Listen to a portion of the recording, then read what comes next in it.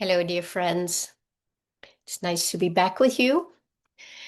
Today, I want to address a deeper aspect of this whole process of leaving our past behind.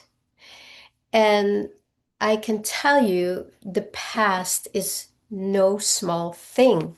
It's it's not only a lot, it is basically everything that we have taken ourselves to be from moment to moment. And it's almost magical when that starts separating more and more, when there's more of a gap between who I am as my true identity and then beginning to see more and more of that false identity that we have taken ourselves to be. This separation does not happen overnight unless it does happen overnight or in a moment, in a meditation, in some kind of a situation where suddenly you know it, you see it. This happened to me many, many years ago when I still lived in Denmark. I think it was in 1987 or something. And it was definitely life-changing, but it did not stay like that. And that's what most of us who have had some of these spiritual experiences, it happens and then it seems to go away, and then we want to, we look for it. We want to have it back, and rightly so, because what we want to have back is literally ourselves. Ourselves without this veil of a false identity that, or well, image of ourselves that we have been walking around as if this is who I am. I am Pernilla, who, la la la la la. You might go back and listen to some of the videos I did on I am somebody who, you can find the link here, and start realizing who you actually think you are, and then the process of moving into who I truly am. So this has been my life's works for many years, and I would say the last maybe 6 or 12 months, it's deepened a lot, and even the last few months, a lot more. And of course, I would say it's because my attention is on that more than anything. And the energies are supporting us in that process in a way I don't think it's ever done before in this dimension. So we do have the help. And I cannot tell you how much I want to see if I can just inspire you to really dive in and do this work to fully liberate yourself. What we tend to do is to try and fix this over here. There's nothing to fix. You cannot fix a lie. You cannot heal a lie. I actually did a video on that. You can see that up here. Click on the link. But you can bring consciousness to this lie. So you can little by little, you can start letting it go and start seeing through it.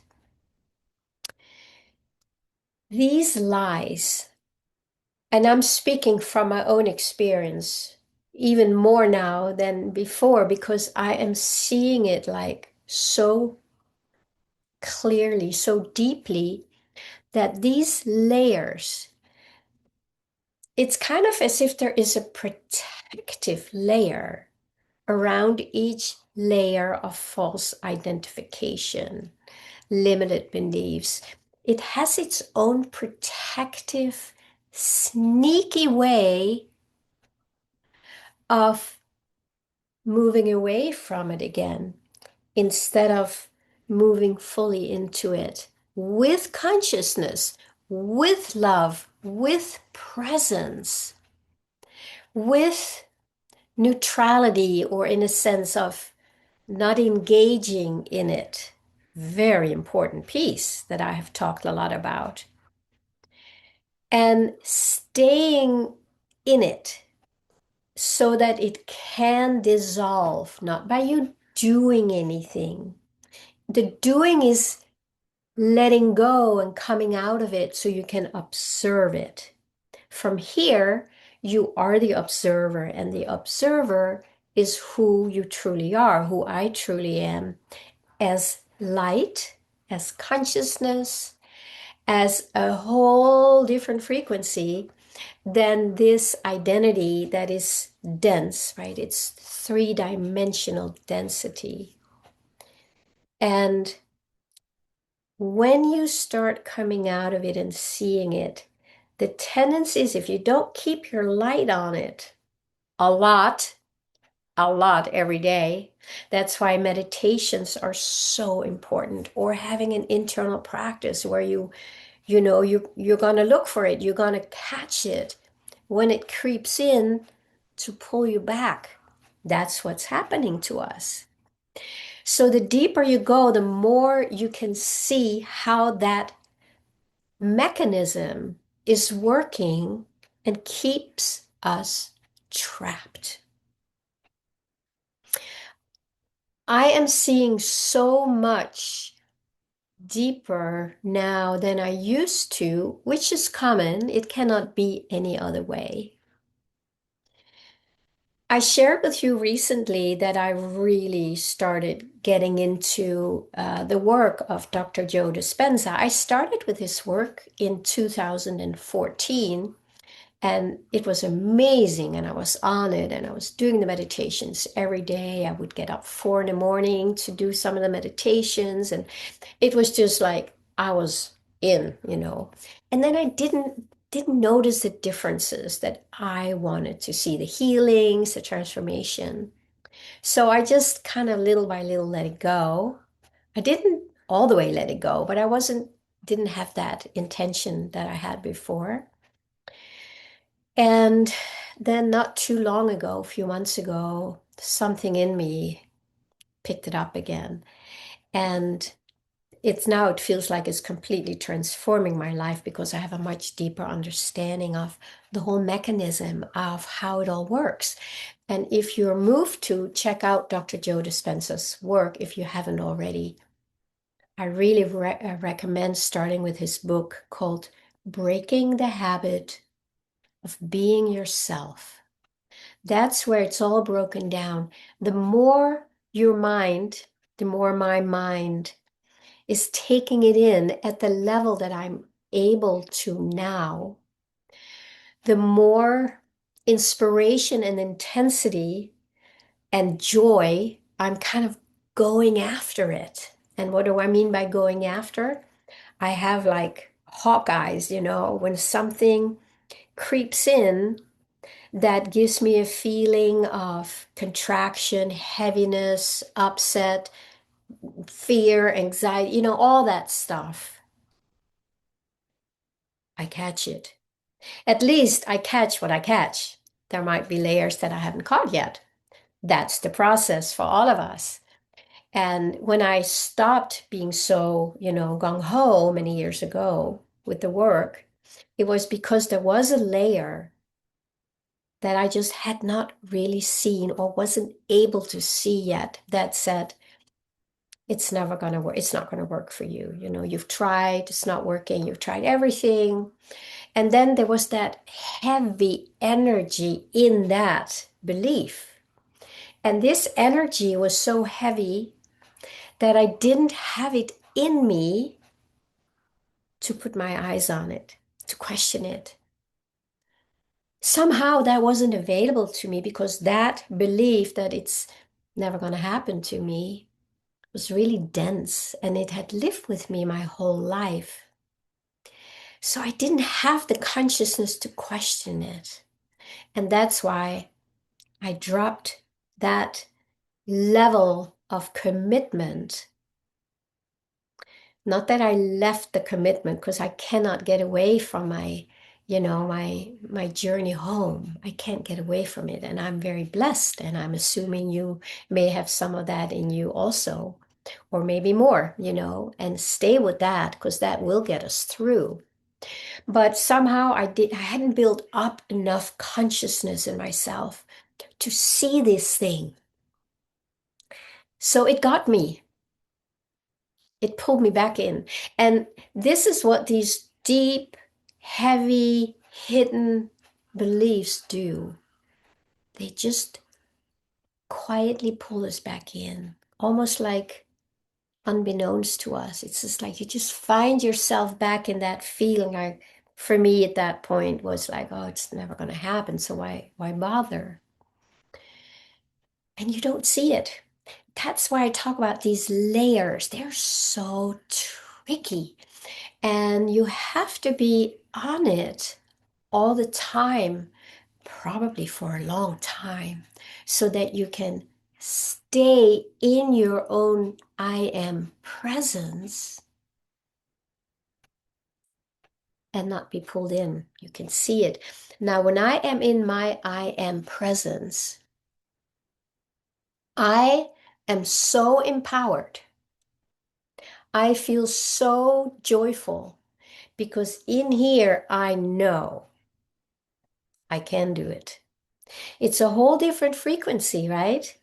So, but I need to stay out or get myself pulled out of that. I can't do it. It's never going to happen. There's a heaviness. Sometimes I might not be able to put words to it, but there's this pulling me back out. And that's happened a ton of times. Who knows how many layers we have from this life and from others of this heaviness, of this limitation, of this anxiety, trauma, disbelief, um, all that stuff. Who knows how many layers we have? I would say there's more than we can even count. And then they're all intermingled, you find this one, then there's this one that might pull you sideways. So having hawk eyes, I want to use that word right now, so you can catch it, right? Oh, there it is. And when you see that thing, my friend, you have the power to stop it, to say, not interested, be gone. Dr. Joe, in his work, he uses the word change, change. So whatever we use, it doesn't really matter as long as you feel it coming from your power, from your sovereignty. That's where you want to be.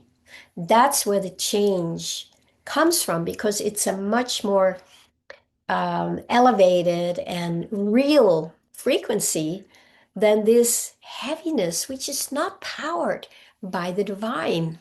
It's powered by lack of the divine. It has its own darkness that feeds it. We don't want to do that anymore.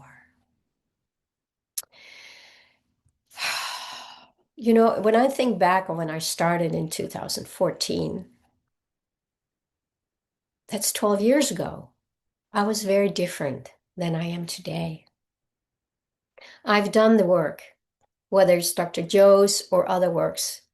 I am a Hakomi therapist, Hakomi practitioner, and that work in itself is immensely powerful. That has helped me to be present in my own felt sense experience. That is what I can support my clients in because that is not a skill that we are taught when we grow up or go to school. So that part has been very helpful for me. And of course, my clients and whoever else is doing Hakomi, you will know the power of that to just really learn to be present in your experience without judging it, without making it wrong, without whatever we do, but just like in the purity of it. It's like, and then then you start learning about these layers of beliefs and limitations that have been running our lives. And now it is conscious. And only when it's conscious, we have a choice to say, change, no, be gone, whatever it is that works for you.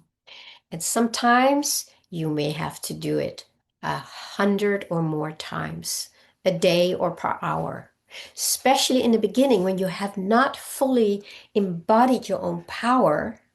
It's almost like you're fighting it, it's kind of your mind fighting it and saying no to it from the mind. And there's all this. And that's fine if that's how it needs to be in the beginning, because we have to start somewhere. And your felt sense experience in this moment is the only way and place and time we can start. So wherever you are, you start right there. And then you start unraveling and seeing the layers, and you work with them one at a time or whatever, however they show up. But you have to have that presence, that consciousness to be able to see it and not be pulled in. You might even see you're being pulled in. It's happened to me a ton of times, like, oh, here it is. And then I just feel like the energy takes me out again. And then it's a real struggle in the beginning to stay present. We need to have something to put our attention on instead of this. And that attention is your I am presence. And this is what I've talked so much about. I think it is essential. And the longing in your heart. And the longing in your heart is usually very opposite of this energy. So we keep it alive here. We bring a new energy and an aliveness to who we are and how we are going to start expressing and experiencing ourselves. We have to find that. We have to be that. And I want to intersect here, or maybe I should complete it for today and say there's a big, big difference between bypassing. I know most of us have heard about spiritual bypassing and we don't want to do it. And I agree, don't bypass.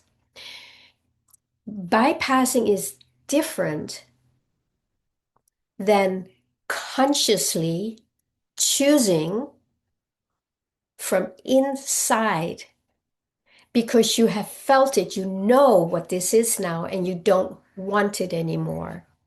Here you can choose to say, be gone, change. You are in your sovereignty, you're in your divine power. That's where you can choose from. If this is here and you are not conscious with it yet, you have not been fully present or experienced it or unraveled it yet, but you're fighting it from here, and then you choose, I'm just going to leave it. That's a bypass because you leave this behind and it's not gone. It's running, it keeps running the show. It keeps running the program that makes you feel it.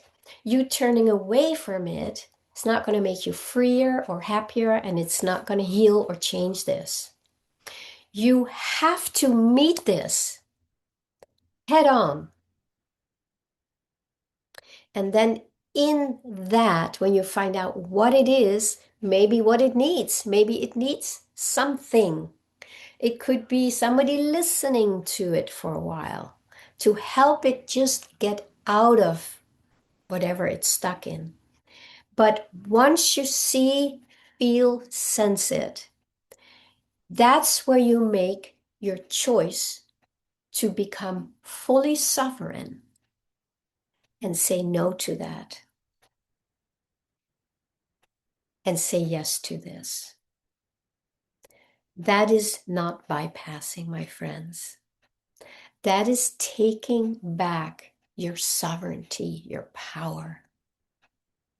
That's where your freedom already exists.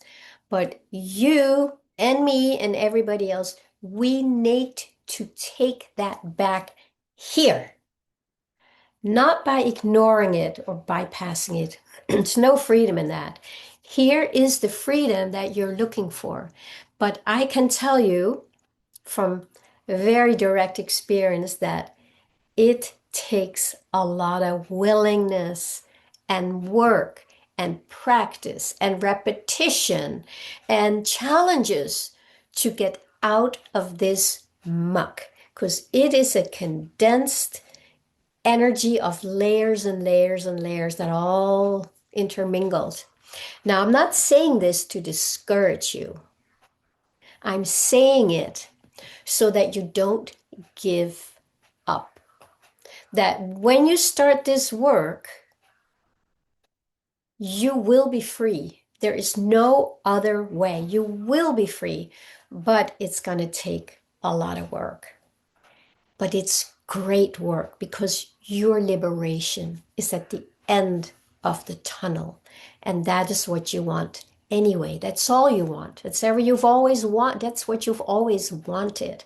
And it is here in you, but you and I and everybody, we have to stay here, commit to this, and say no to that. And do whatever we need to do to get distangled, untangled from this.